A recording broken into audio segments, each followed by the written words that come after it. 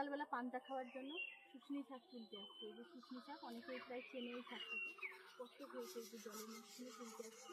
আর এখান থেকে কত জিহা শাক হয়েছে, এই যে এই শাকটা প্রায় অনেকেই চিনি, জিহা শাক এই যে কত হয়েছে করতে।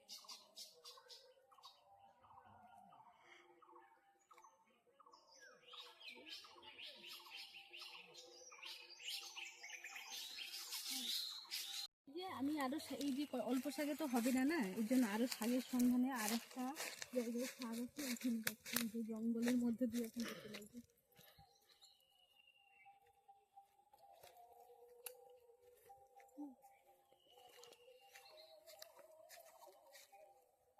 এই যে এখানে কত কলমি শাক হয়েছে, এখান থেকে কলমি শাকগুলো তুলবো। তবে কলমি শাক তুলতে এসে দেখি একটা আমও পড়ছে, আমটা নিয়ে নেবো। আর একটাগুলো কলমি শাক হচ্ছে, এগুলো সব তুলে নিয়ে যাবো।